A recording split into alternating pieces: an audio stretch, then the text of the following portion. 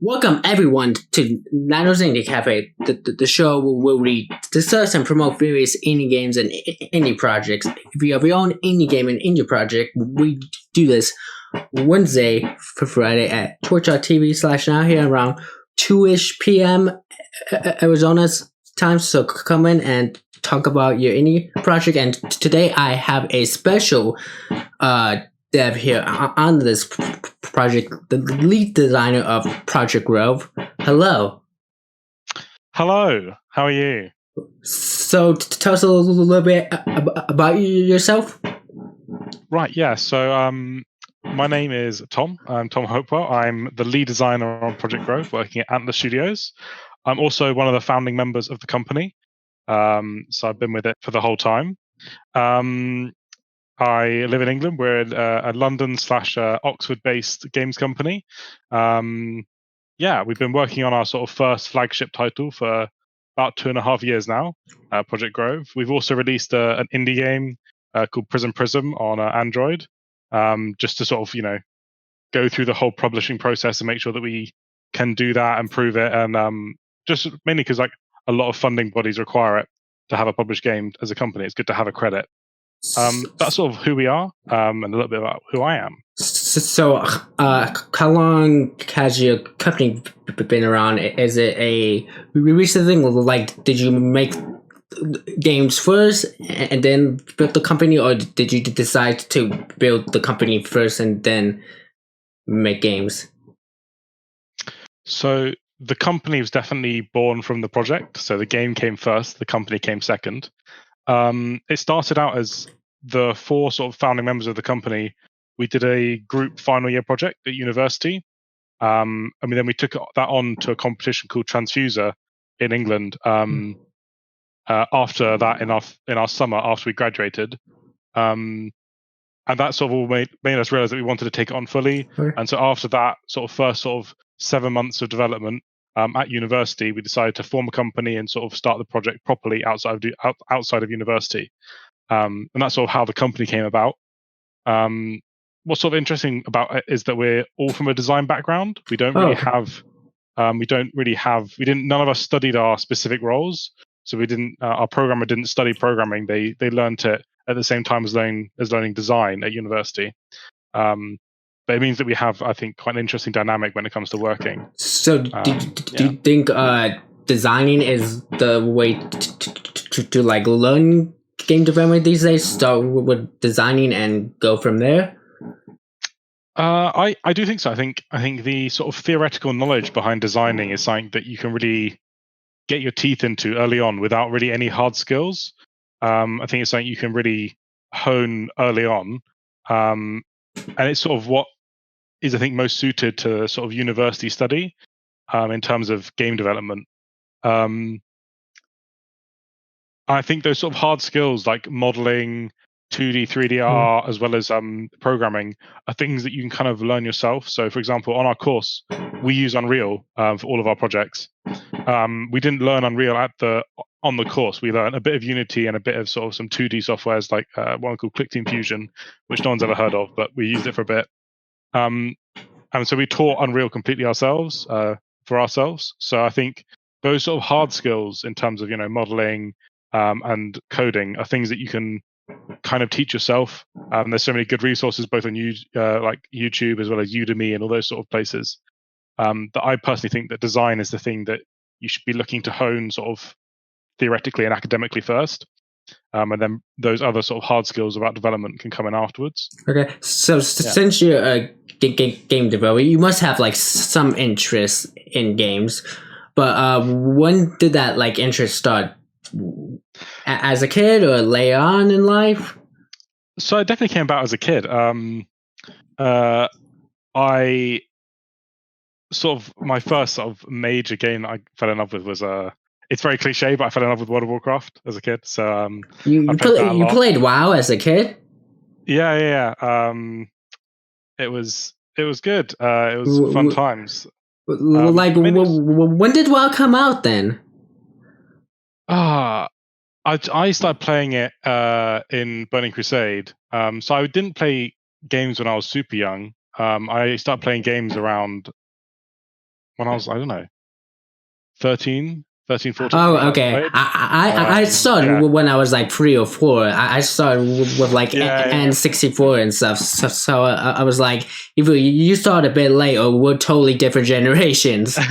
No. So I grew up in the countryside, and there was sort of no internet, Oh, no nothing. So it was one of those places where the TV had like one channel, and I just played outside. And then at one point we got internet, and my cousin got a WoW account, and we shared a WoW account for a few years, and that was a lot of fun. And that's sort of how I got into gaming. In terms of when I got interested in like game development rather than just sort of playing, it was quite late. It was, I think, during my sort of GCSEs and A levels, which is sort of getting to the end of secondary school. I kind of I was looking at university and what's secondary school for us? Would that be like high school equivalent or middle school? Yeah. So it's like final exams before college. Okay. For you guys. So Okay. That's what I was basically looking at my university courses and what I wanted to do. And I knew that I wanted to do something in games. And at the time I thought I wanted to be a writer. I thought I wanted to do script writing for games. But that ended up at university developing into being a game developer, sort of straight up as a designer rather than as just a script writer. Yeah, but that's sort of how I got into it. Sort of narratives and script writing. I think we all go through different changes of what we want to do. Because I wanted to go to college for game development, but they wouldn't let me into the game development program because my test scores weren't high enough and stuff like that. So I had to settle in the like program of computer information systems and hopefully be a game developer. I still don't know if I'm going to make games. I would like to at some point, but if I can't make games, I want to promote people who do make games. So yeah, I find it interesting that the game development course was was pickier about grades than sort of a straight like computer science programming course. That's interesting. Yeah, and the ironic thing is that program got shut down because not enough people teaching. Yeah, I wonder why there weren't enough students. I wonder why. I think it's a bit of the sort of the sort of culture around making games is very much, you should get out there and do it. And whilst that really works for a lot of people, just getting out there and making some games and releasing some stuff, I think there is definitely a merit to studying it academically. And I think that sort of falls to the wayside a bit in terms of, I think now in the sort of recent years, it's becoming more and more common to get an actual academic achievement in game development and game design, and then going into the industry. Whereas 6-7 years ago that wasn't the case. Like even that recently, it was very common to just come out of school and be, okay, well, I've got to make some games and prove that I can do it, and then get a job in the games industry, or do a course that isn't really related to game design and then get a job. So I think it is sort of a constantly changing ecosystem when it comes to game education. I don't know how it's like education structure in like London, but how it's structured here makes it like difficult, at least for my college experience. And I want to specify not everyone's like experience is the same, but my experience it was pretty much teaching from the book. Right. Yeah. Yeah. The point, like we had like an online like course show, and you had to go through that. Like, and if like teachers wanted to go beyond that and like modify things, it was like really difficult. Yeah. And don't get me started with this stupid threaded discussion questions. So every class you had to do like 3 questions, okay? Discussion, there were like 2 topics, and you have to have 3 posts in each. but it's like super strict. Each of them had to be at different days. Right. And your first one has to be done before Wednesday. Yeah, I get that. Yeah, that's a lot of times it works well, but there was one time the class was small. There was like only 4 people, so barely anyone was posting. So that it makes it difficult for the people who are posting. There's not enough stuff to like respond to, and some teachers get super strict and they want super detailed essays. Like, and I got in trouble because I use online sources. I credit the online sources. Mm-hmm. But I got criticized for doing that in one class. Yeah, well, the problem with the academic stuff when it comes to games is that you need to use peer-reviewed sources, and the peer review process can take up to a year to get a book peer-reviewed, or even a couple of years. So it's one of those things that in a couple of years, the games industry and the games ecosystem is very different. Even now, it's still developing so much. So when your book only becomes sort of officially part of the academic circle of sort of peer-reviewed stuff, it takes 3 or 4 years to get into that state. Yeah, well, it's probably taken you a couple of years to write it. I think that's a problem with a lot of like education, even like non-game development, like education. I've heard like stories. I don't know how true this is, but at my school, apparently, I guess the accounting or one of the programs, the books were like 5 to 10 years old. Mm-hmm. That's really bad. In any industry, that's bad. Yeah, and I mean, I think the academic process of peer review is the right thing. I think it's the right way to do it. I think there's no better system, but I also think that it's got huge drawbacks in terms of staying relevant and staying up to date with sort of current times. But I'm actually now working at the university that I learnt at. I'm a part-time lecturer. That's sort of how I feed myself and sustain myself through indie development. So do you like your old like professors know about your game? Yeah, absolutely, and they're super supportive. I think most of them have backed us already on Kickstarter, so it's very exciting. That's cool. So that's kind of get into one of my next questions. So when you decided you wanted to be a game developer, how did you break that to your parents, and what was their reaction? And were they like, "Oh, you're making Fortnite, you're making Call of Duty"? Or... So I think my parents, my mom it was very easy. I told her that's what I wanted to do, and she was super supportive. I think she was definitely nervous. I don't think she understood how you make money in games, but she was super supportive of what I did. It was harder to sell to like grandparents. It took a couple of years to be like, you can make money doing this. This is a valid. At least your thing is easier to sell than my thing. Yeah. I mentioned streaming. I think my dad's probably the one that's the most supportive, but they kind of get, they don't quite get. Yeah, I think because it is a really unique thing, playing games on the internet and chatting with people. There's a lot more to it than just playing games, by the way, guys. Yeah, I mean, I definitely think in terms of sort of the media coverage, I think games now have had such a big part in mainstream media coverage that like the older generations are quite easy to accept it, but whereas Twitch and streaming has become such commonplace in sort of gaming spheres and gaming coverage, but it's not really broken through into that mainstream media in terms of big stories about it. You might get 1 or 2 a year about like Ninja, and that's about it. So it's a lot less known to sort of the wider public that are outside of the industry or outside of the sort of ecosystem of games. So I can understand how it's a harder sell. Yeah.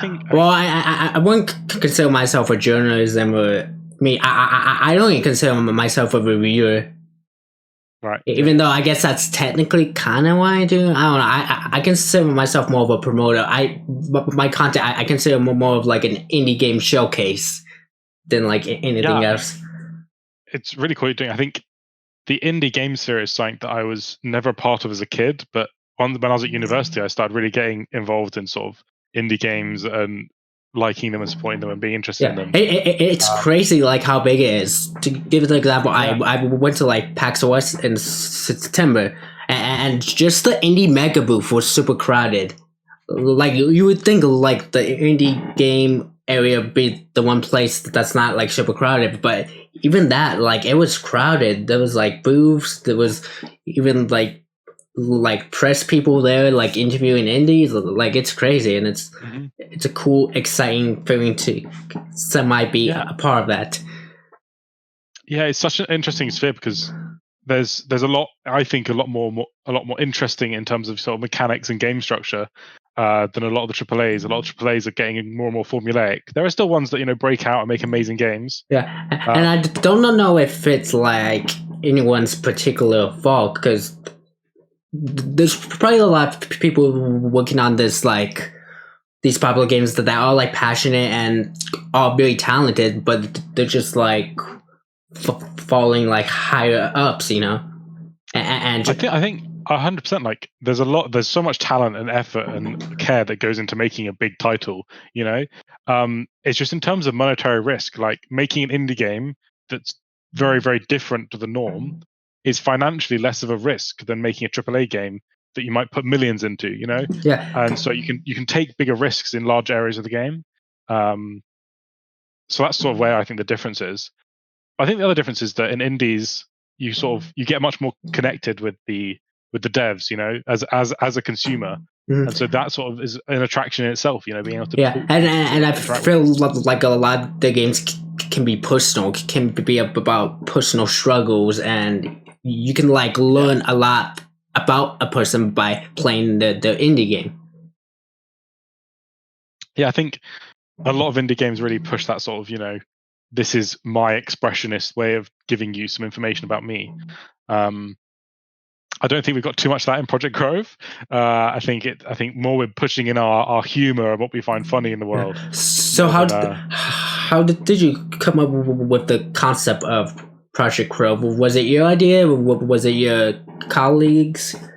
It was definitely a group idea. We sort of started from one main mechanic, which was Elpim, which is your robot companion, which if you play the game, you'll see very clearly what that is. And the sort of the idea was that he was one platform you can place anywhere in the world in a platform game. And so we started with that mechanic and built a game around that. And so yeah, it was definitely a group effort and a group sort of decision, because we're all from a design background. It wasn't sort of, this is my idea and you should all make my idea. It was lots of people throwing in ideas, figuring out what worked, what didn't work, and finessing down into sort of one cohesive game, which is sort of how our whole design process goes, really. Yeah, it's really nice being in a team of people who are all designers, because it means that when you're making something, you can get very in-depth feedback about it as a group, rather than just, well, I think this is going to work. I don't know if this is going to work. I'll have to test it. You can sort of get that sort of cognitive process much further along when working in a team, in my opinion. So how big is your team again? So we fluctuate a bit because indie devs. We have in between 4 and 6 people working on it at a time. Me, the lead designer. We've got a producer, a programmer, a 3D artist, and a marketing manager, a social media marketing manager. Generally a community manager. I think the first bit of money we got, we spent on hiring a community manager for a period, just because it's one of those fields that I think, kind of, when you're an indie dev, you get very focused on, we've got to make the game, we've got to make it, we've got to finish it, yada yada yada. But there's that sort of classic line that if no one hears about your game, no one's going to play it. And we weren't focusing or putting enough effort into that marketing. Yeah, we'll get into that. I have quite a few questions about marketing, because I guess that is my field of interest. Mm-hmm. But so, do you manage the team? Like, who's the team lead, and how well do you manage, or like, how do you think you guys function as a team? So we function around having group discussions about an overall project plan, and figuring out what are the things we're going to make this month, what are the things we're going to make next month, how does our next 5 months look, and then we have a producer who checks day to day whether we're doing what we need to be doing, whether we're all focusing on what we need to be focusing on, that no one's going off by the wayside, and using tools like we use Monday.com which is just one of those sort of generic make tasks, make task boards, make timelines of those tasks. Just trying to stay as organized as possible. The big thing in terms of planning, I think, is managing scope of your game. It's something that when we first started the project, we were like, we're making this huge game. It's got all these areas and these zones. Oh, we've all been there. Yeah, and then you raise your hand if you wanted to do an MMO as your first game. Yeah. I'm making an open world RPG with 1 million options. Oh, that's nice. When are you finishing that in 17 years? So I think managing your scope is really important. And I think in terms of team leadership, we each sort of have areas of the game and areas of the production that we are each leaders of. I don't think there's one person that's sort of in charge of everything, which I think is the right way to do it. Mainly because if there's one person in charge of everything, they have to be really, really talented and amazing, which it's risky to say to someone you're in charge of everything. And two, it's a lot of stress for that person, and that is going to cause mistakes and faults up in the later stages of development. So I think compartmentalize your work between your team, and if you're a solo dev, just set out yourself clear deadlines for things, and it means that you can keep on track. Those are my sort of two big tips, I think. Don't rest everything on one person's shoulders. And if you're a solo dev, setting yourself goals and deadlines are the two main things for managing your work. Yeah, because completing deadlines when it's just you can be really difficult. I know I rarely meet my deadlines that I set for myself. Yeah, I think self-set deadlines are such a hard thing to keep to, because you get closer to it and it's not quite in the state you want it to be, and you think, oh well, I set that deadline, so I will just extend it by a week. But as the more you do that, the less your game's going to progress. Yeah, I think one of the main things. Okay, Karen. I think my problem is I want like the video, the podcast, or whatever I'm making to be perfect. So I don't want. I feel bad releasing poor quality content, but the more I prevent myself from releasing, the more likely it'll never happen. So. Yeah, I mean, delaying work is the one way you're most likely to just not produce it. If you just keep delaying it, eventually you'll get to a point where you go, well, there's no point releasing it now. It's so late. I think in terms of game development, one of the biggest ways to stop yourself getting to that is set yourself, rather than deadlines for work being finished necessarily, set yourself deadlines for finishing like prototypes or builds and saying, I'm going to get a build done that has these features in it by then. And then have people that want to play test it and test it. And that's real. It really helps with your drive. Rather than saying, I'm going to finish all these features, think I'm going to make a build with these features in, and it'll help your mentality of moving forward. That's my sort of big tips for, try to keep to yourself set deadlines, because they are hard to keep to, especially when it comes down to sort of crunch time. You're sort of, well, I'm the one that set this deadline, so I can change it. But changing it is not normally the good thing to do, not normally the right thing to do. Yeah, so before we continue on, one more time, do you want to give people a basic overview of what your game is and what it's about? Yeah, it's taken us a while to get there, but yeah. So Project Grove is a first-person 3D puzzle platformer where you're playing as a sort of grumpy old man character, Edric, who's an alchemist brewing potions, and his robot companion, Elpin. I touched a bit on the main mechanic, but the main mechanic is that Elpin is one platform you can place anywhere out in the world, and you sort of use that to explore. And as you explore, you'll be collecting ingredients, and those will then allow you to make potions. What we sort of add to that sort of main mechanic, we add over time, is we add these potions that give you new abilities and allow you to explore further and further. What we're sort of trying to do differently to other puzzle games is most puzzle games are sort of quite classic, sort of linear, lock you in a box, go to the next box, sort of setup, and a series of sort of puzzle rooms. We're trying to have a much more open environment, an open world, where you kind of choose how you move through it and you choose where you go. It's not sort of full explore open world sort of setup, because we do gate things and we do lock areas off. But how you move through the environment and how you interact with stuff is completely up to you, depending on what potions you brew and depending on what potions you bring with you when you go out explore. And And that's sort of what we are. That's what we're trying to do. So how much like planning did you actually do before you like dove into development? Like, were you just straight to development and like planned as you go, or did you like actually have an outline and a plan? So we had a very strong plan going in. We tried to design all the core mechanics. We designed at least the layout of all the maps, if not the specific puzzles within them. But the main thing is that we iterated on it as through development.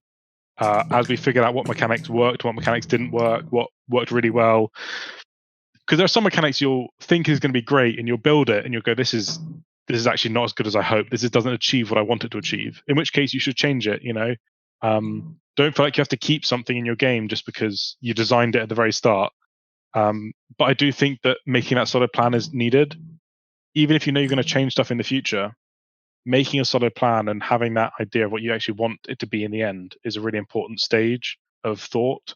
So yeah, we definitely came in with a strong, big document, a big word document filled with very specific design requirements and things that we were planning to make. So we planned very heavily, I think. Yeah.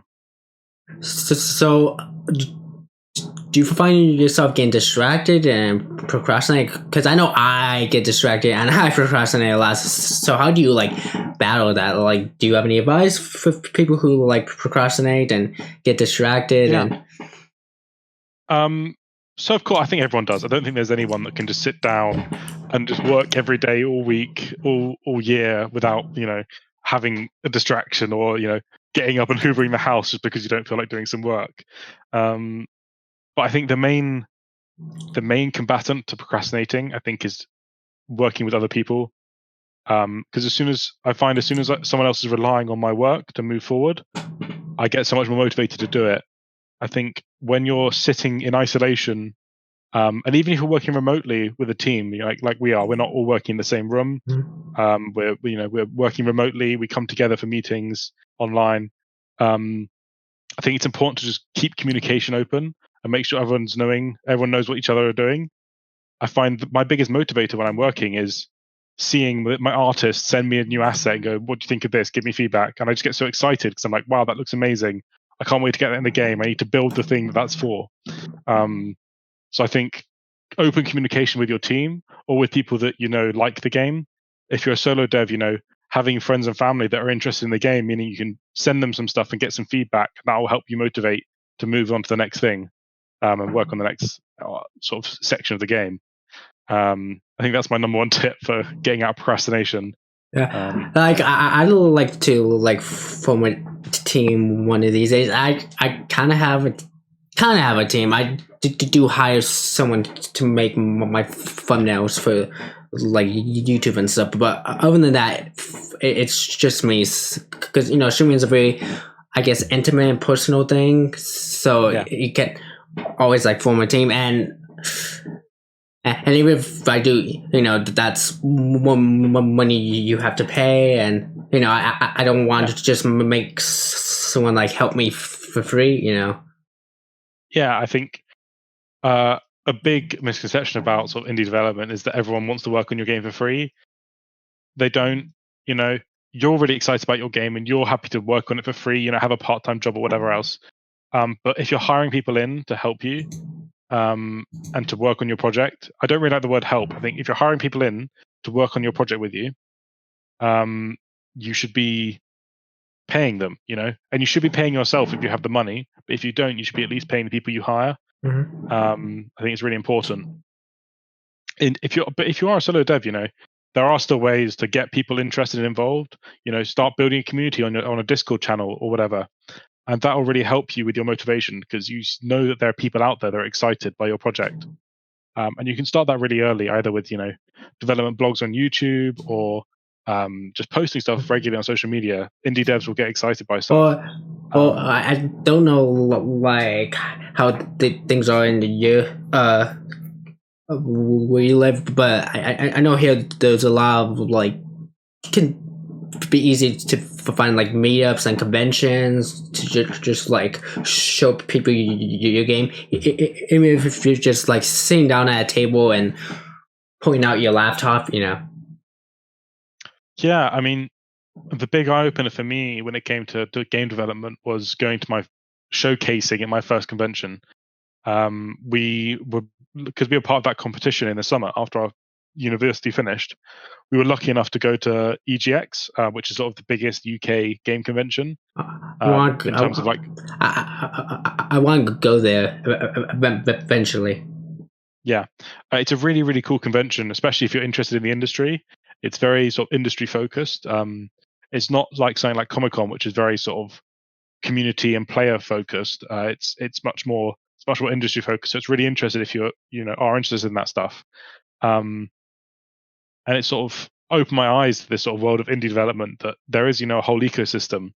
And when we talk to people that we knew at university, they always say, "Oh, I know all these people I should introduce to you," because it's a community. The game industry is very happy to help each other out and talk to each other.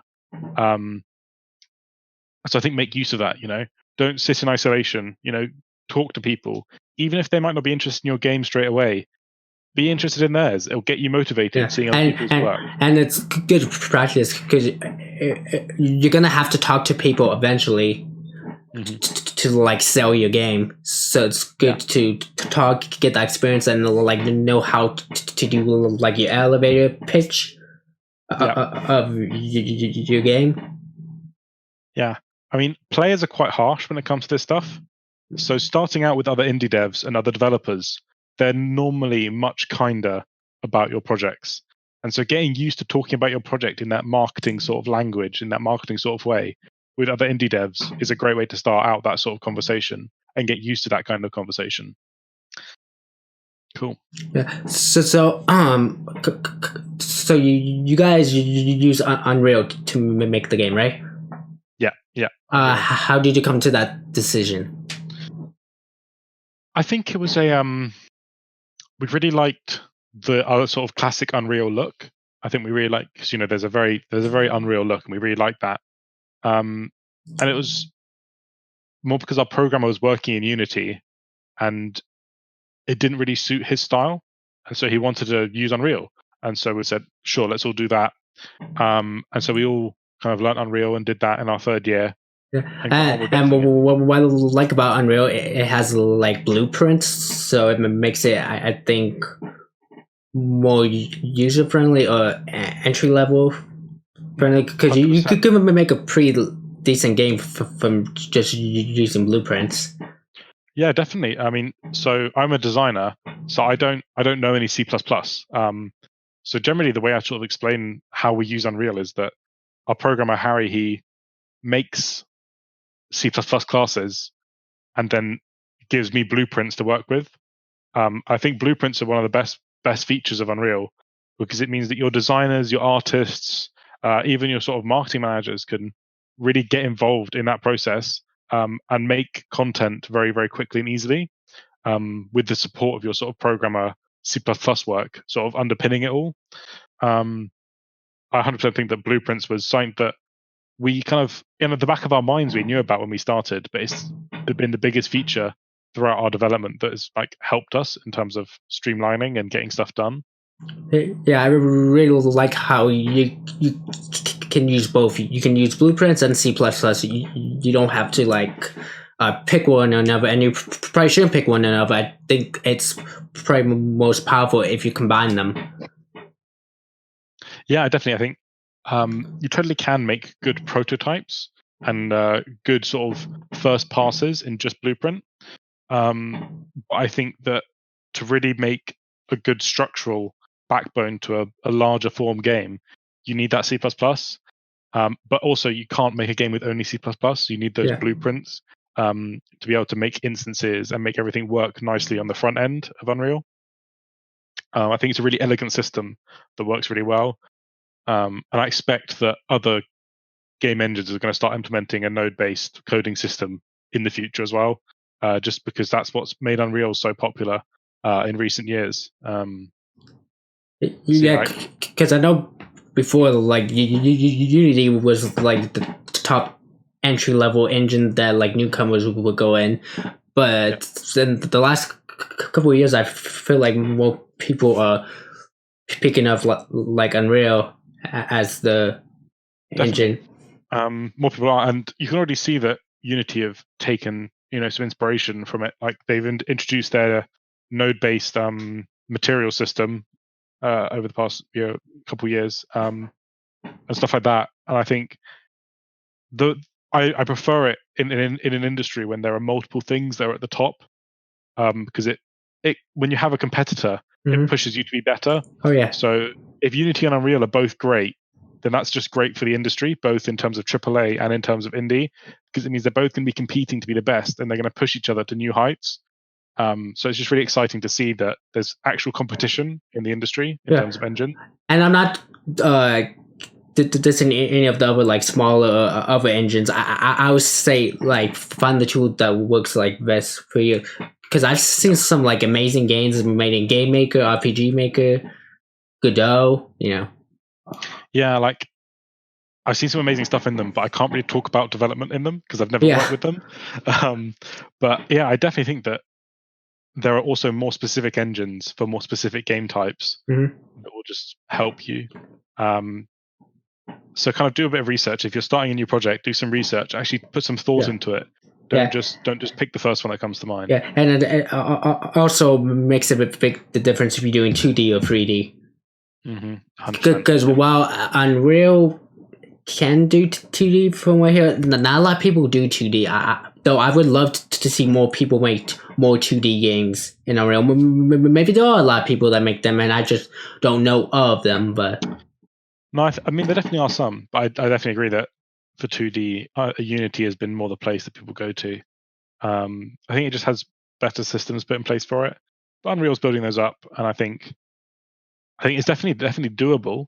But I think there's just more tutorials and more help and more support in terms of like community for 2D games in Unity than Unreal. yeah, to be fair, Unity was free for a lot longer than Unreal was, so they have a lot more like years of building up the documentation and stuff.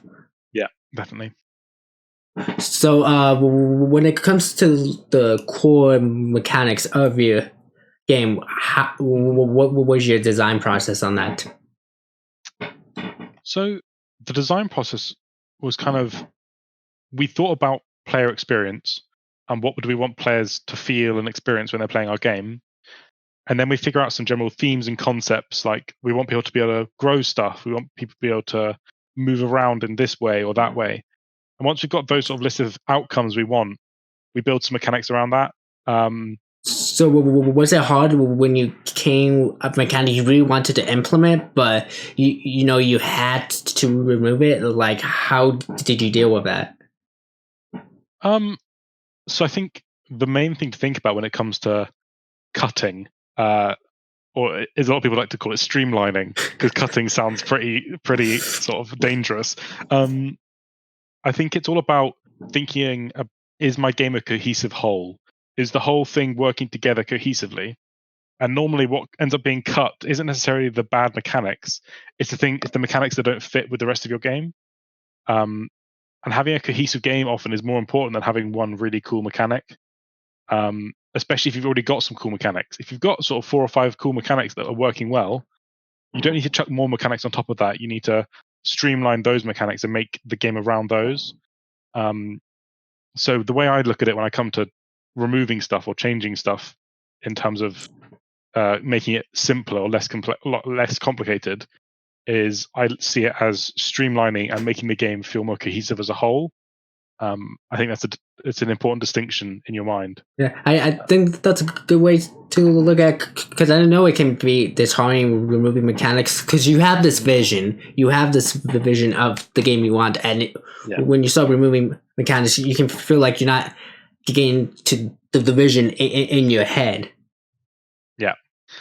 But I think it's important, unless your vision is a specific one mechanic, to keep your vision quite broad. I generally like to think of things in terms of player experience and what the player is going to be getting out of something.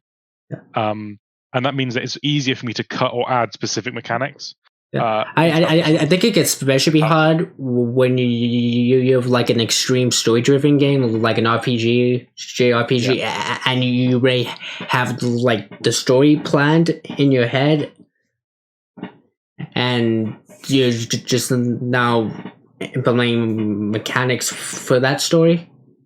So So I think there's generally like you can work from a game from two ways. You can work from it from the sort of the ludic mechanics, or you can work from it from the sort of the narrative and the metaphor.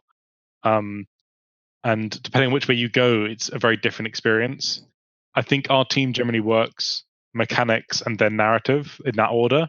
So I feel like it's easier to add and change stuff when you do it that way.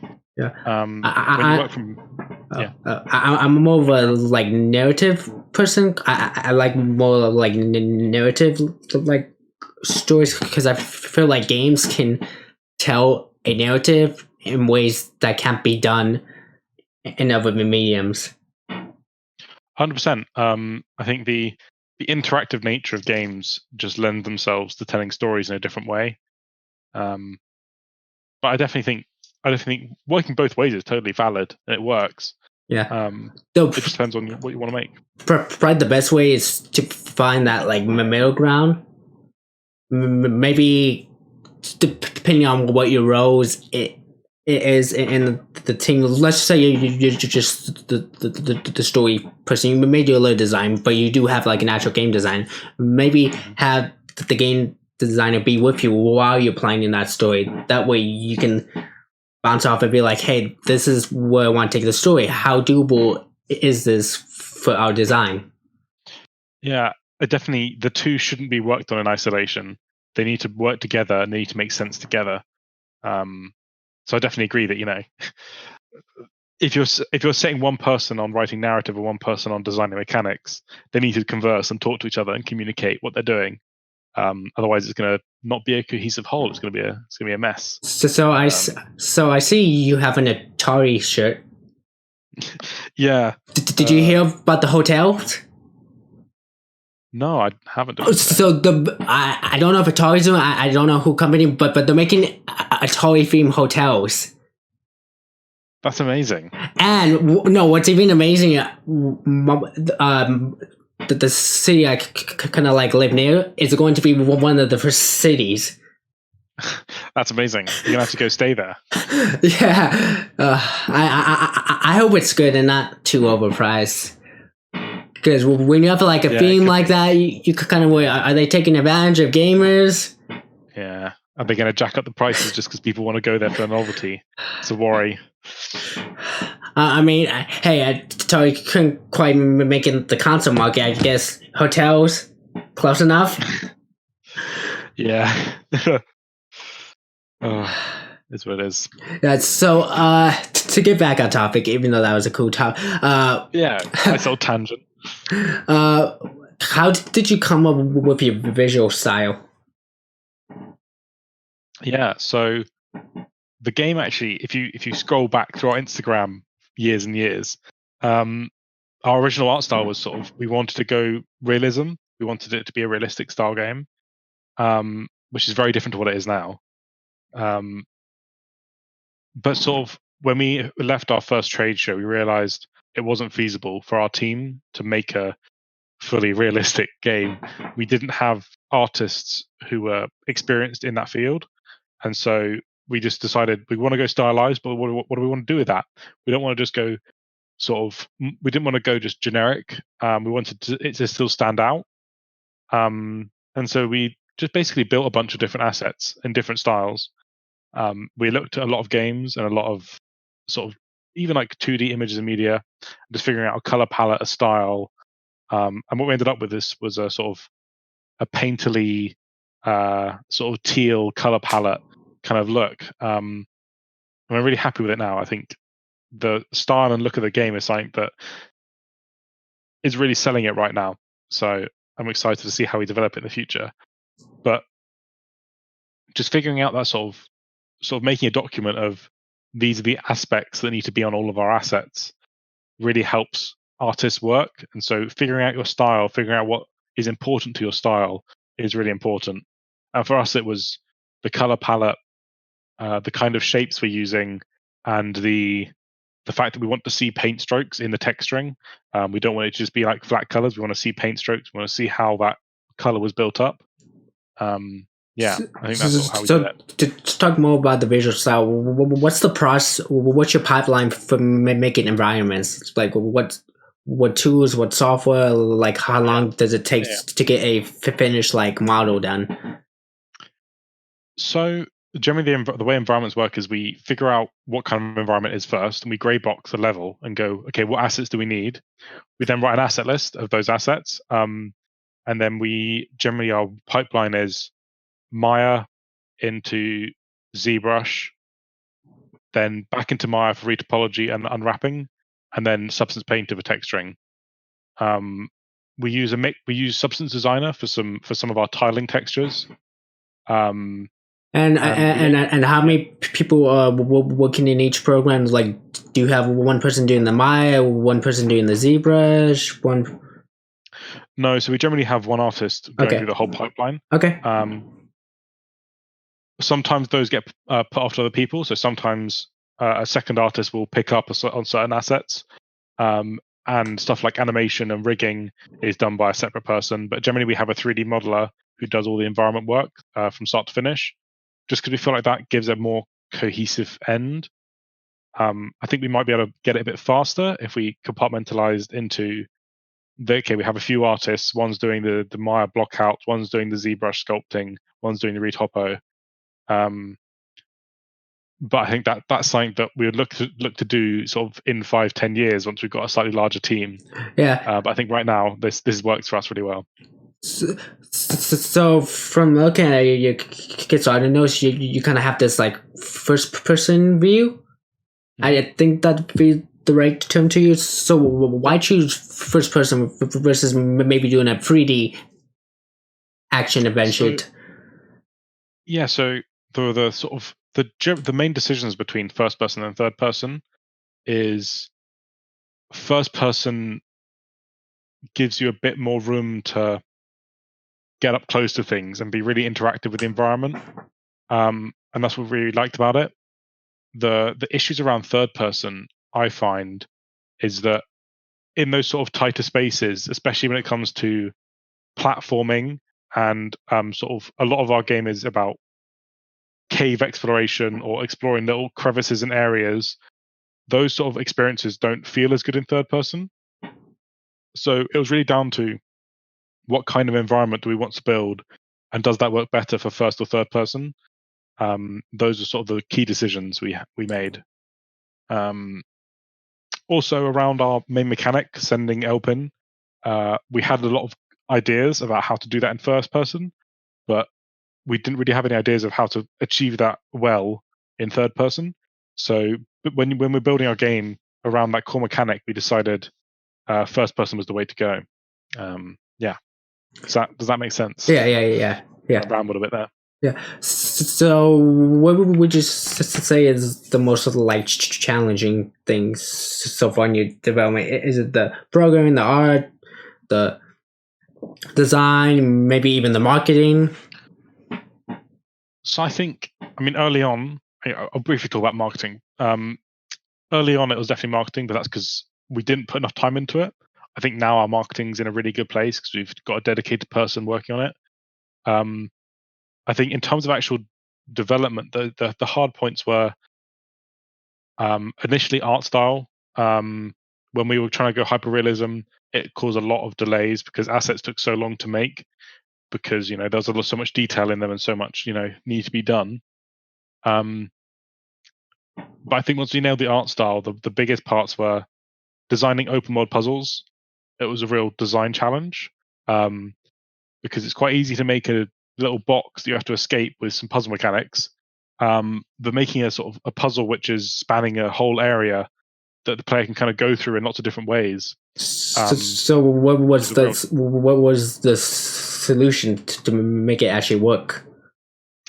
The solution was thinking first about specific mechanics and making sure that the mechanics sort of have crossovers and things that work together and things that all sort of fit together as you sort of build up on top of them.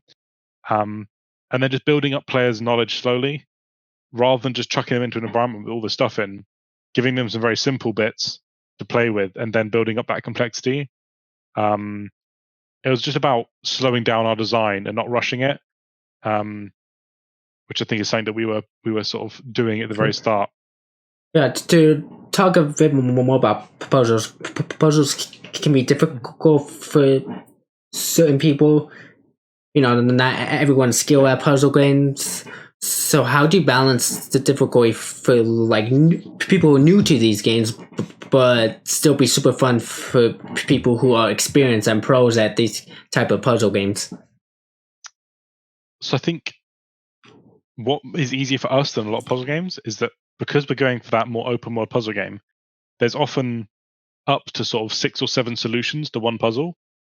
And that means that, generally speaking, someone will find their own way through it if they give it a bit of time. Okay, so there's different solution for a single puzzle? Yeah. That's pretty neat, because a lot of times Yeah. it's mostly just a set like solution that you have to either figure out yourself or look up on game FAQs. Yeah, so generally in our puzzles we have sort of one center element that you need to figure out, but then everything around that and how you move around it is completely up to you. And that means that different players will find their own way through it, and it means that balancing it is a lot easier because we can have slightly harder routes that you get a bit of extra things, or you can have slightly easier routes that you get some less of the sort of bonus objectives and extra stuff.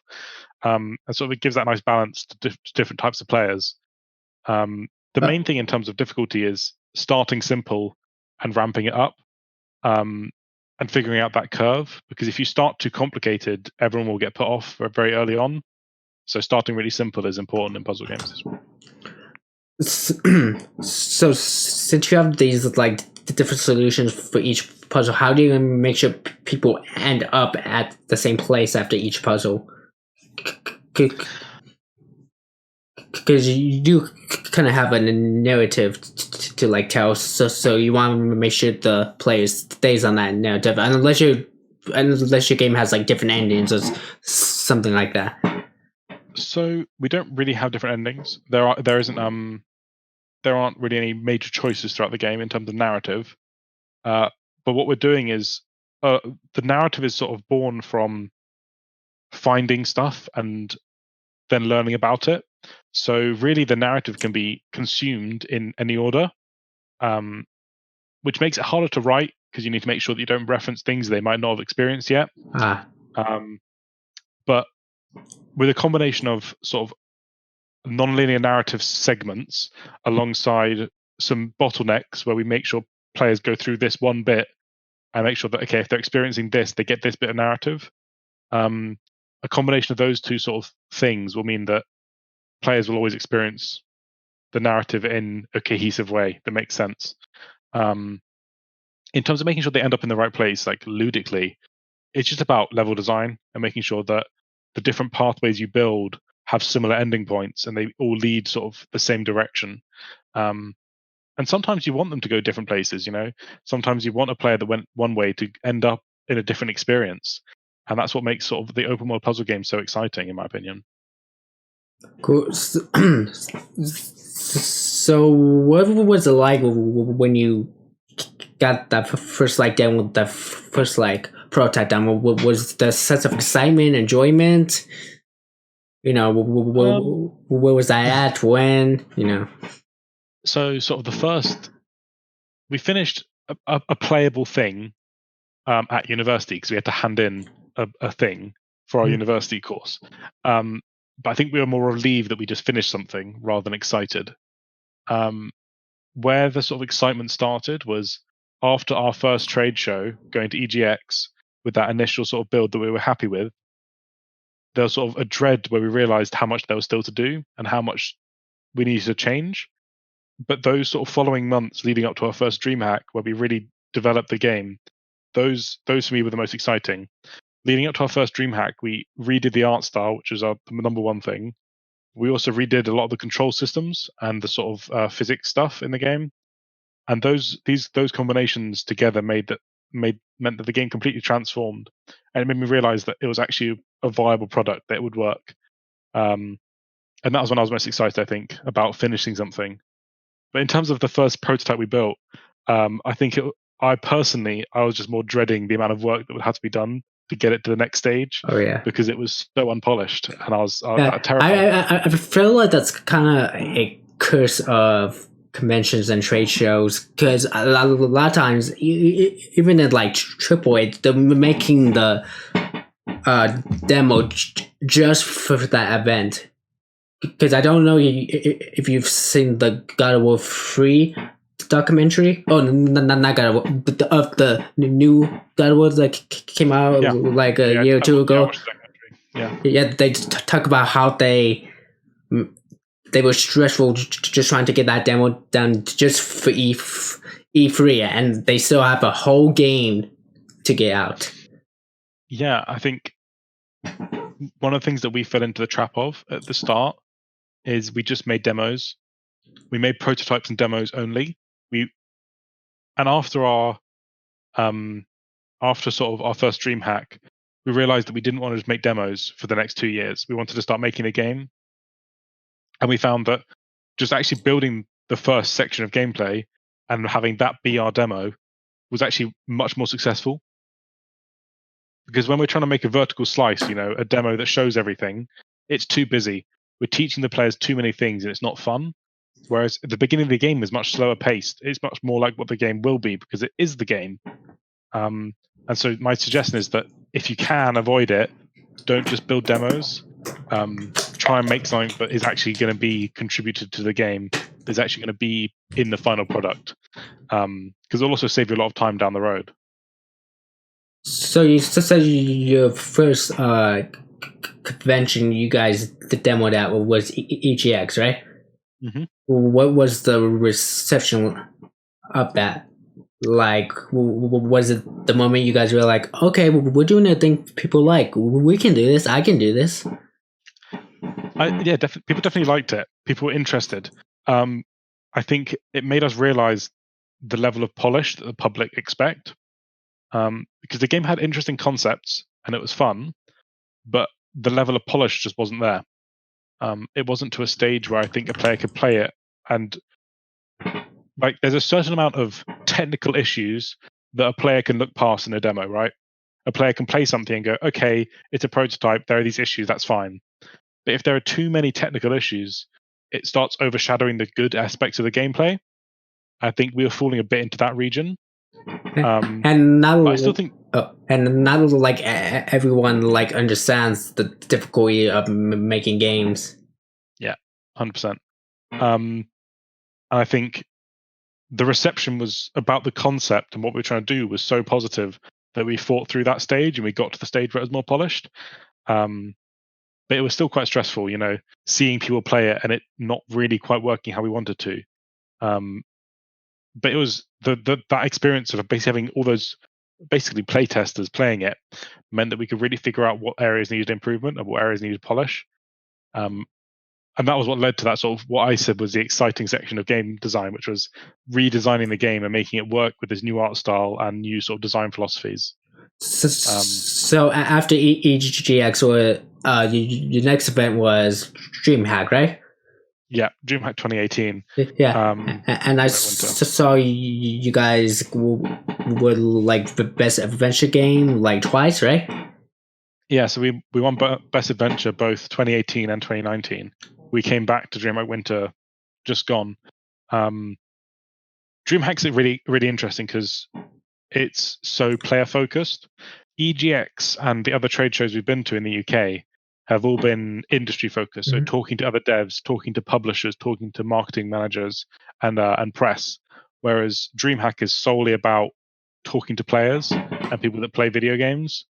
So it's a very different sort of event and vibe. So do you prefer more industry focused events or player focused events, do you think? I think on a pure enjoyment level, I think player focused events are more fun. But in terms of as a designer, as a member of the industry, I get really excited by industry events I think it's just a different type of fun. It's fun because I'm learning all this new stuff. I'm learning all this cool, interesting stuff about the industry. I'll actually be going to my first industry event in a couple of months, so that should be cool. Amazing, yeah, it's a lot of fun. GDC. Yeah, that's gonna be. I'm kind of nervous, man. I feel like I'm gonna be an outsider. No, just talk to people.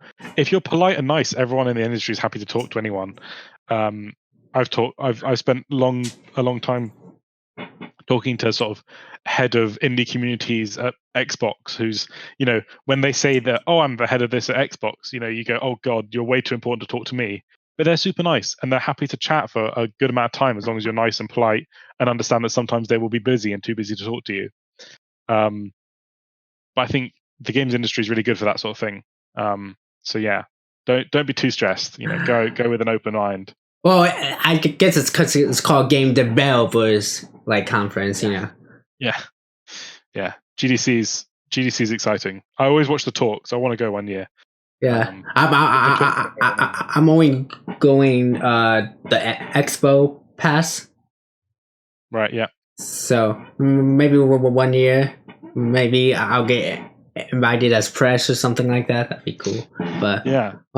So to get back to the DreamHack, so do you think those awards has helped you Kickstarter since you have them featured on the page? Does that help to be like, oh, these people got awards? They're probably known. They're probably a big deal. Maybe I should back them. Do you think it helps in that kind of way? I don't know if it helps in that specific way.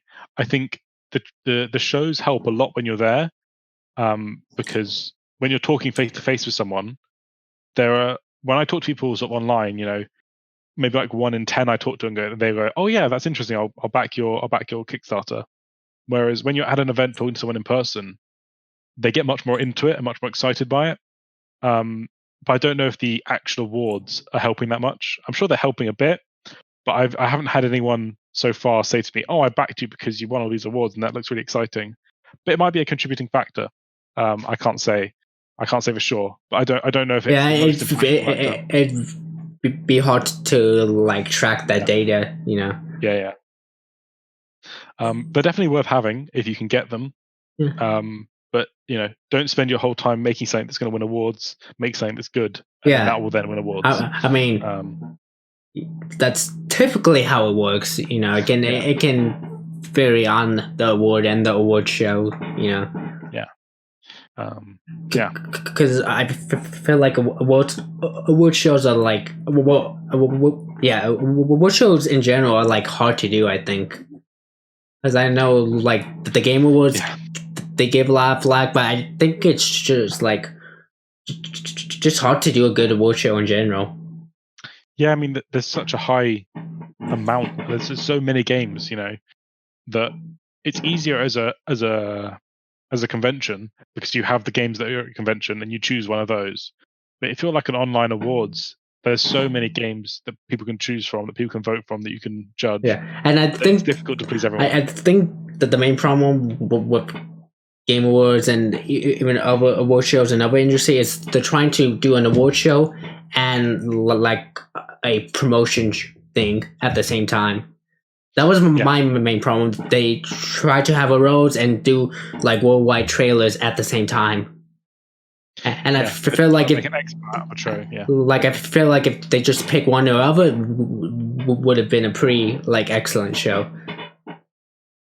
Yeah, it's a hard balance to strike, because that's generally why the games are there, though. The games and the developers are there to make you excited about their game. So it's difficult as a show host to not do any of that. I think you're right. There is a balance to be struck. It's interesting. So about Kickstarter, why did you decide to do a Kickstarter? Obviously, besides you need money. Aside from the fact that we need to eat food and have a roof over our heads. Okay. Why the Kickstarter platform? Why now? Yeah. So when we first came out of university, we spent a lot of time talking to publishers for funding and other funding bodies such as VCs, government funding, etc., etc. the problem with those sort of platforms is they are just not willing to take a risk on a new team unless your game is pretty much finished. And so we then worked basically for ourselves, by ourselves for a while. And that was fine, but all of us working part-time meant that we didn't commit enough time to the game and all that sort of stuff. And basically what we realized is that at these shows, people were asking the question that I often got asked at a show after I finished talking about the game was like, "Oh, so are you going to Kickstarter?" And I'd always say, "No, not at the moment." And it dawned on us that we had people that wanted to give us money, and we weren't giving them anywhere to do that. And so we then decided to hire a marketing manager and then lead that into a Kickstarter campaign. Was Patreon ever a consideration? So I think Patreon, as well as just setting up donations on the website, all that sort of stuff, was options and thoughts, but those are more framed as a backup if Kickstarter doesn't work out. The reason we prefer Kickstarter is it's easier to structure rewards, and it's a more sort of stable place to get funding. Those other places, you get money, technically speaking, faster, but it's very unstable, and it's not as good for like self-promotion and sort of getting your name out there. Whereas Kickstarter has its own sort of ecosystem of people that are interested in games on Kickstarter. That makes sense. Yeah. So how long did it take you to fully plan your Kickstarter again?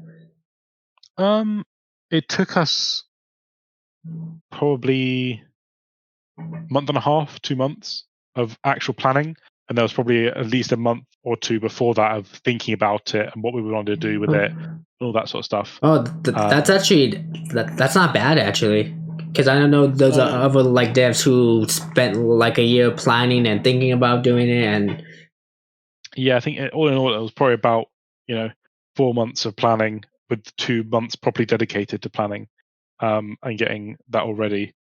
I think we would always love to spend more time on it. There was definitely room to spend more time on it, but we kind of just wanted to get it out there and get it going. Yeah, I think the planning stage was the most stressful. I feel like now it's out there and it's happening and it's going on. I'm stressed about the outcome, but I'm sort of in a sort of zen place where I'm just going to get on with it and do it. Whereas the prep time was, in my opinion, the most stressful part of the Kickstarter. Yeah. Okay, so I have a couple of Kickstarter questions that you may or may not be able to answer. So, how did you determine your goal? We determined our goal by figuring out how long do we need to work and how much are we going to pay ourselves to make this game. So figuring out a wage for the team, how long it's going to take, production plan, and then from there we figure out a budget. We then have to factor into things. Sorry, not going to sneeze. We have to factor into. Don't you hate that? Yeah, it's like you have to sneeze, but you won't sneeze. It drives me crazy. Yeah. I had to factor into things like percentage cuts from Unreal and other platforms, as well as.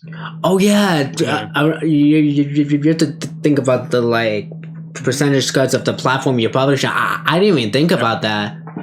Yeah, Steam cuts, Unreal, Epic Game Store cuts, things like what was I about to say? Kickstarter take a percentage of money that goes in, as well as we're giving all these rewards. We need to factor those into our costs. So once you figure out all those costs, you get sort of a budget, and you figure out, okay, where can we cut? Where can we add? Is this the right amount of money here or there? And then we just set a goal, and that's how we figured that out. Yeah, I think it's important to pay yourselves. I think if you're setting up a Kickstarter, don't set it up assuming you're going to work for free for the next half a year, because no one wants that. If you are having people that want to back you, let them pay for you to actually work full time. Yeah, I think a lot, developers and people who launch Kickstarters like feel bad because people donating this money, giving us this money. It should go into the project, not me. Yeah, but with these sort of indie games, you are the project. As a developer, you are the project. and your time is more valuable than anything you could buy. So factor yourselves in a wage, even if don't factor yourself in a massive wage. Give yourself enough to live on, but don't go crazy, because that'll work out a lot better for you in the long run, I think. At least, that's what we're planning for. Yeah. I'll let you know in a month whether it worked out. That's kind of was my second question about Kickstarter, if you don't mind. How do you feel it's going so far? How do you feel you're progressing? I honestly think you guys are doing really good. It's going really well. We hit, I think we're on 14% right now after 2 days. So that's really exciting. Yeah, that's like I've seen a lot of Kickstarters, and like there's a lot of Kickstarters who don't even break like 1%, which is like sad and disheartening. It is very sad, but I think the main thing that we need to focus on now is making sure that we don't plateau early, making sure that we are pushing our marketing and pushing the sort of the knowledge and buzz around the game. Because that will really make it work, the Kickstarter. It's about getting people to look at it and go, okay, this is interesting. Because if no one gets to it, they're not going to give you any money. So it's about getting people to hear about our game, get invested and interested, play the demo, see what they think about it. So that's really what this month is about for us. It's about communication and talking to our community and players and figuring out what they like and what they don't like and what they're interested in. So to kind of go on the flip side, and this may be a question you may not feel comfortable because negative thoughts, but if it doesn't succeed, what's the plan B or plan going forward if it doesn't succeed? I think the plan for us is definitely we want to keep working on it. Mm-hmm. What that'll look like, we're not quite sure. Definitely sort of part-time jobs, stuff like that. We've had requests that, like, if it doesn't work out, to open up Patreon and stuff like that. So we're looking to doing that for sort of small fundings for stuff like paying artists, paying community managers, people that aren't part of the original team that are happy to work for free. Do you guys Twitch stream? I see you guys have a Twitch channel. Do you do dev streams at all? I've personally done dev streams, but as a company, we're planning to do dev streams. For example, this weekend we're participating in the Global Game Jam, and we'll be streaming that, so that'd be fun.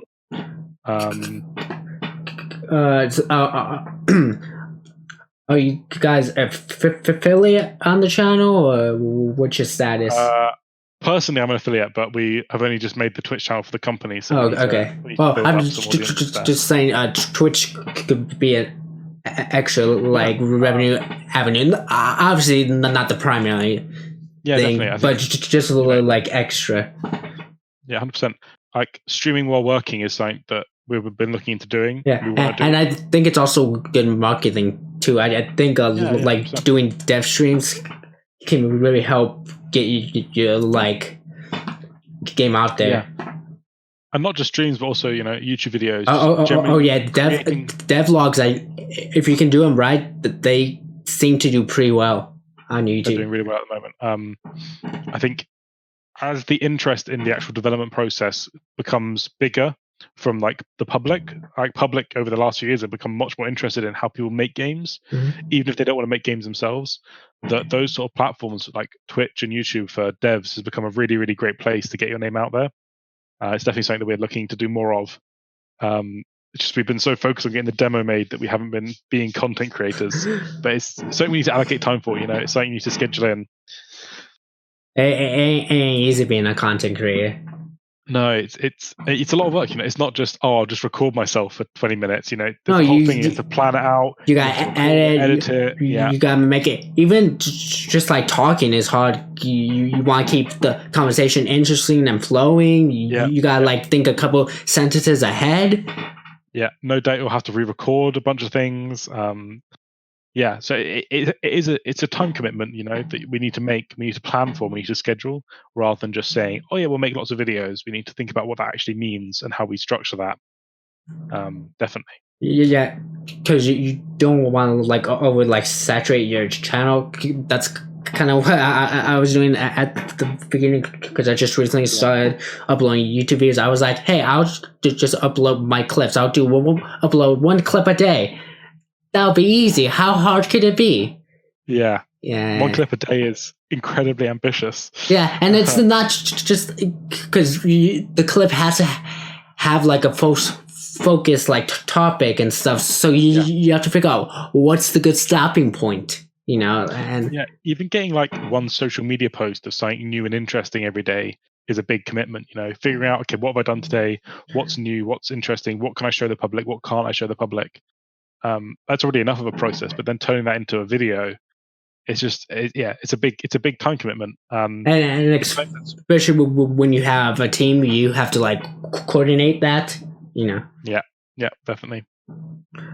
So, what was your process for deciding what rewards am I going to get my backers? How much are they going to pay for each tier? Yeah. So on the simple level, it's that we came up with a bunch of things that we think players would be excited by, or that we would want to give players that's to do with our game. So both in-game stuff like helping us design animals and features for the game, to having your name be the author of a book in the house, stuff like that. To like merch rewards, simple things like pins and key rings, to more complex things like 3D models that have been like 3D printed and stuff like that. And basically comes down to how much does it cost to make that thing happen. Well, then we need less of them because it's expensive, or we can do lots of them because it's quite cheap to make, and we just spread them out across the rewards. The main things for us was having exciting rewards between £15 and £30, because that's where most people are able to give money.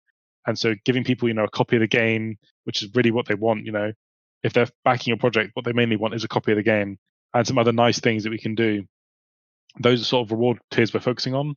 And then making those top reward tiers, £1,000 to £3,000, really exciting and interesting, where they can be really involved in the game. Because if they're giving that much money to the project, I feel like they should have a say in how it looks and how it shapes and how it works.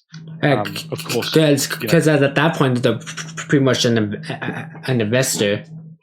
Yeah, definitely. And so stuff like if on our top reward tier, we'll have weekly meetings with those backers. To talk about the development, what direction we're doing, what we're doing that week, and all that sort of stuff, which is really exciting. I think the more that you can involve your community in your development, the happier they'll be with the game at the end. And that's really what you want. You want players who are happy with your game and excited to play it. Okay, so now we're on to the exciting part of the podcast. Semi my territory. Let's talk about marketing, game marketing. So how important is it? It's absolutely paramount.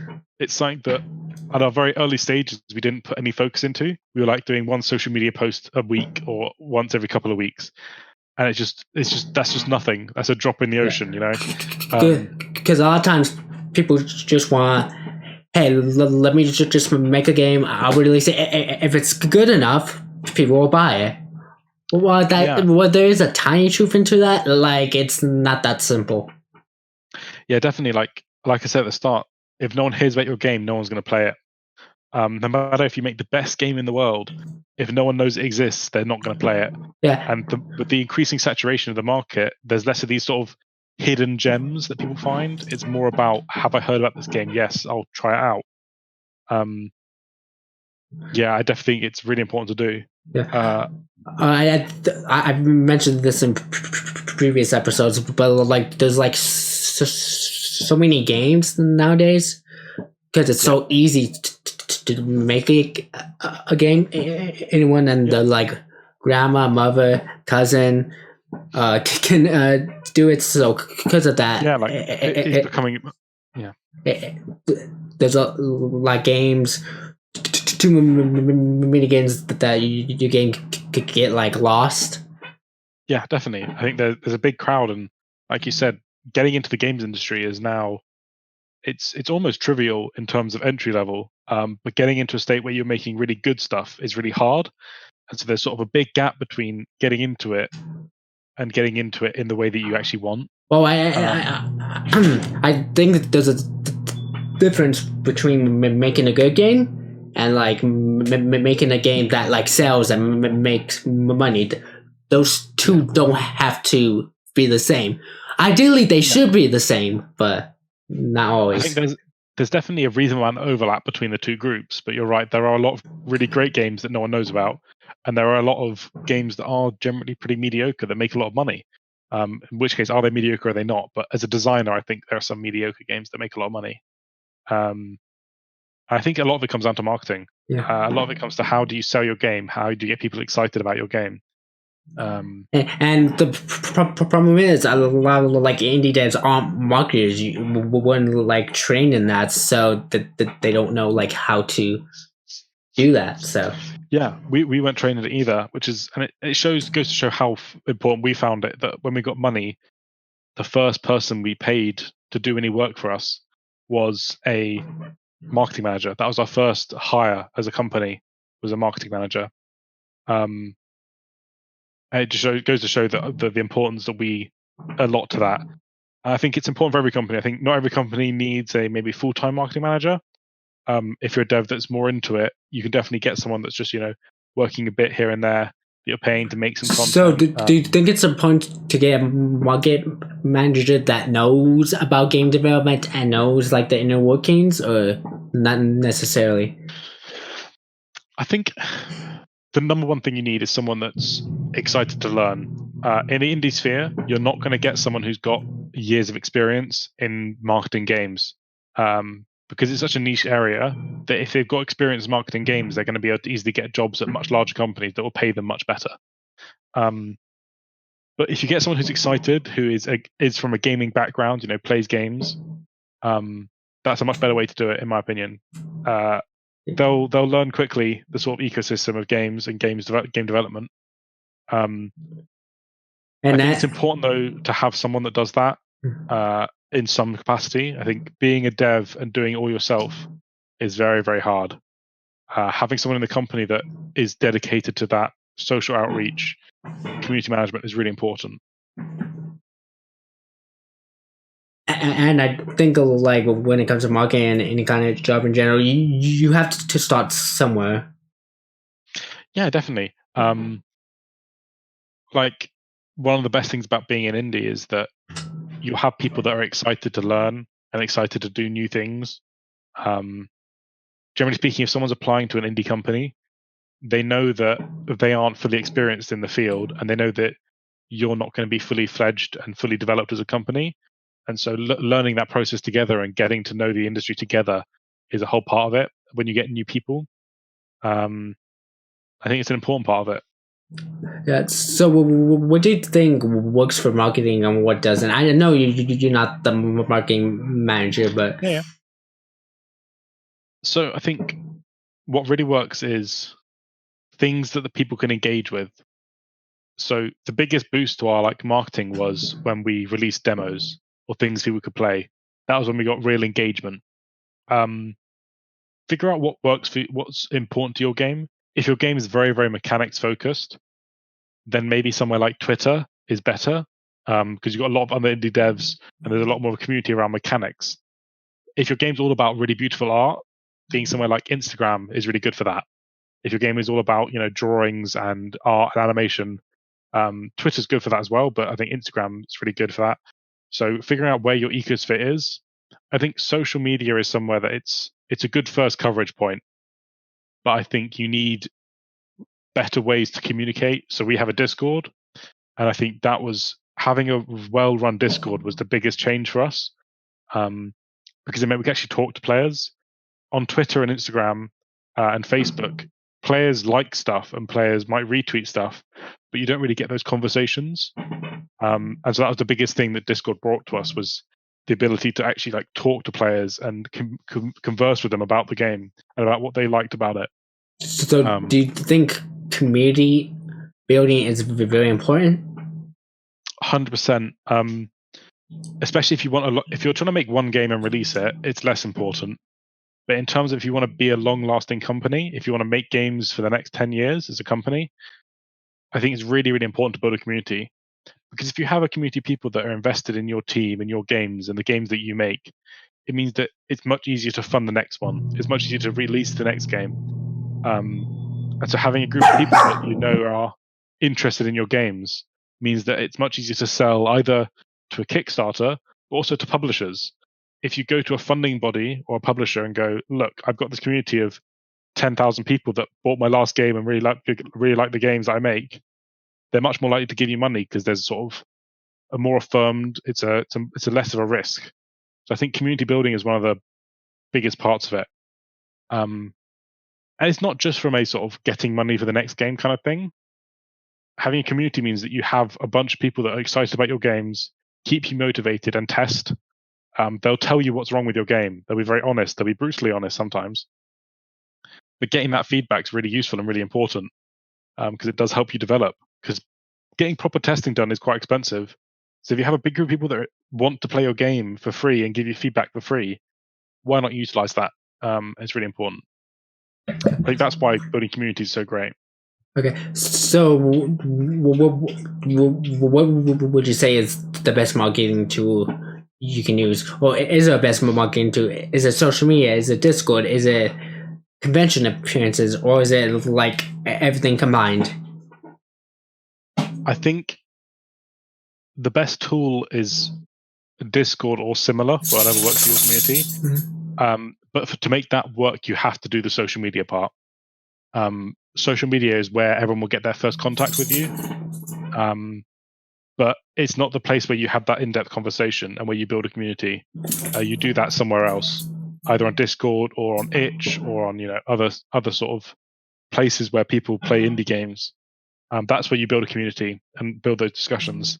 I think social media is that first contact point, and it's a really, really important stage, but it's not, in my opinion, the most important. Okay, so when it comes to social media, and I've had this discussion before, and I've thought about it, and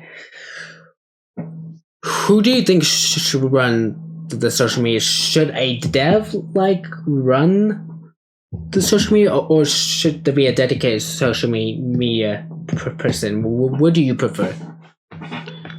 So personally, I prefer having a specific social media manager because there's just this whole sort of system of direct messages are such a big part of building a community and just talking to people in DMs.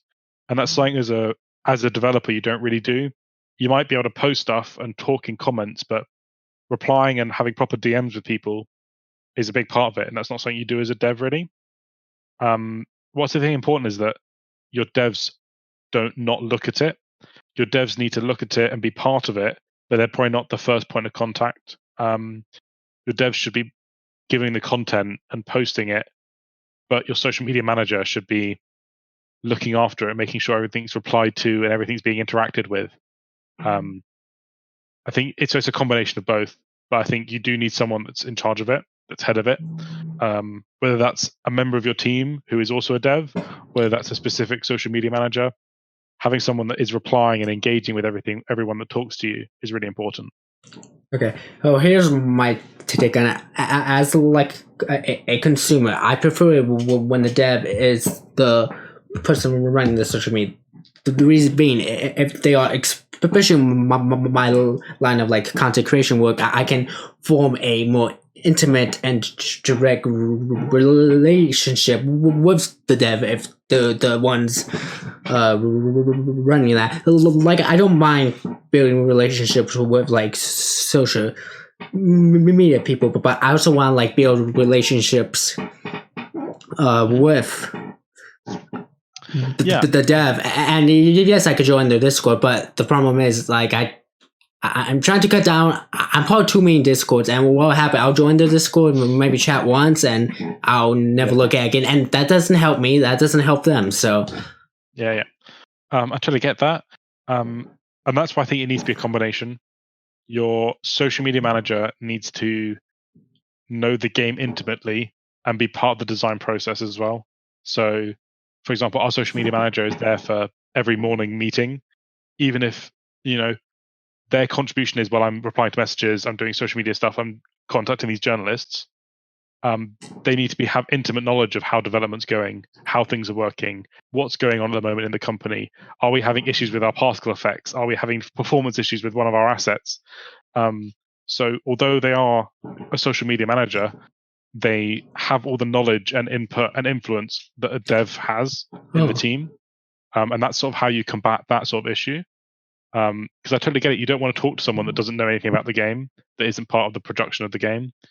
So I think keeping your social media manager part of the team rather than just someone that's off to the side that talks to the public is really important. Yeah, I think that's my answer to that question.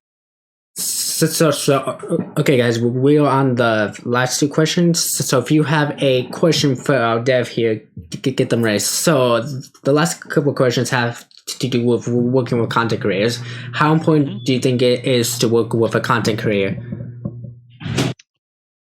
I think it's super interesting and exciting.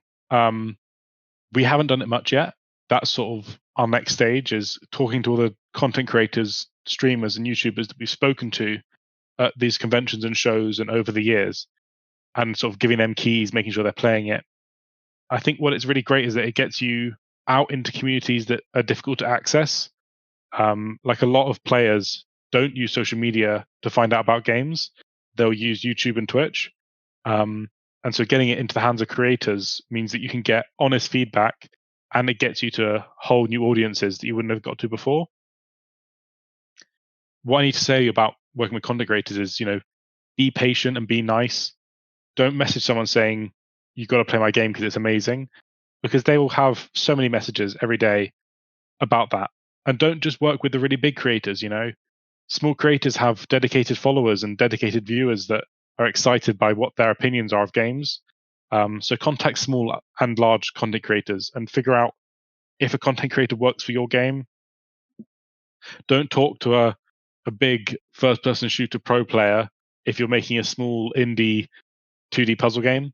Figure out, does this person create content similar to my game? And talk to the right people. I think those are my main things. Yeah, that's really important to expand on that. Have you guys looked into key websites like Keymailer, IndieViews, and stuff like that? We are using Keymailer. That's the exact one we're using. Yeah, so we're using that to send out keys. We were supposed to send them out today. I don't know if it got done today. If not, we get it done tomorrow. Yeah, that's exactly what we're doing. We, it gives people an official way to get our game. Yeah. Are you guys concerned about key reselling and stuff like that? Not really. If someone wants a key for our game enough to go through that process, I'm very happy for them to play it. 90% of the content we're giving out to content creators is also in the free demo.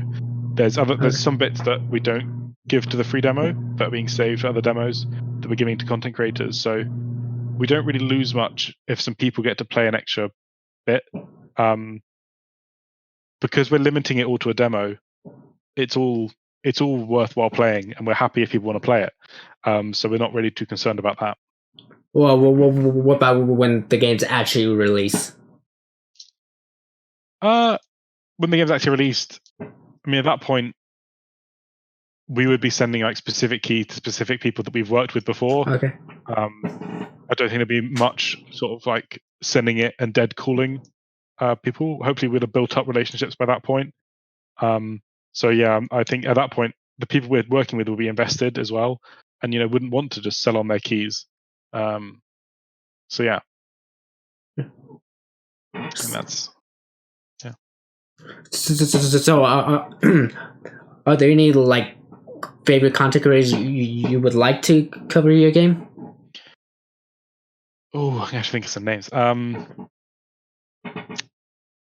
I think the large ones I watch, I would be super excited and stoked if they played it.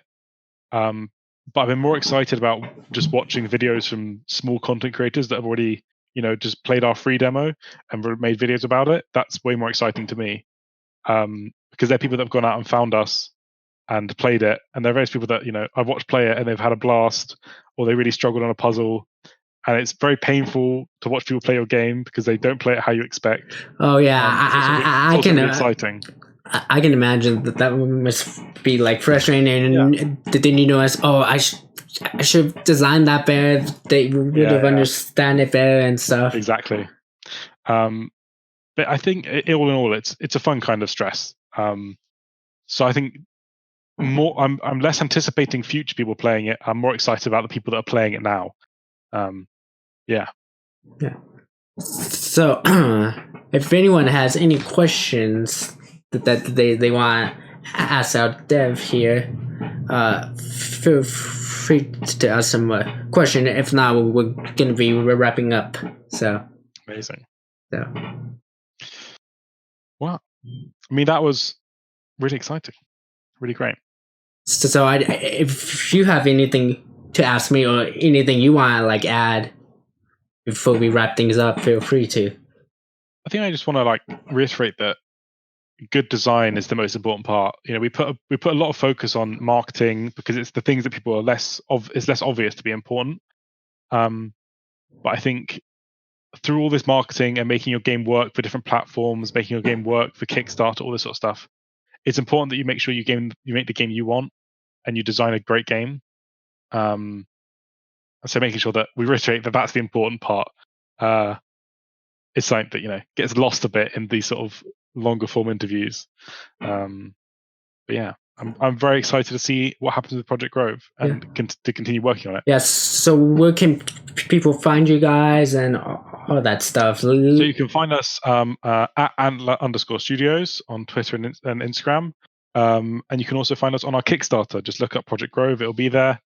And this weekend, you can find us on our Twitch, Antler Studios, streaming our Global Game Jam experience on Saturday and Sunday. So that'll be very exciting.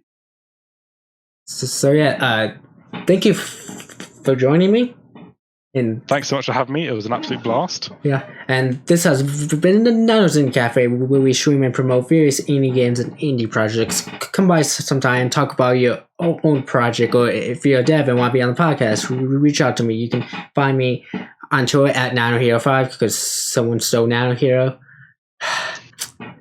And you can find me on Twitch at twitch.tv/NanoHero, and we do this Wednesday through Friday, typically around 2 p.m. Arizona time. And I will see you guys in the next episode.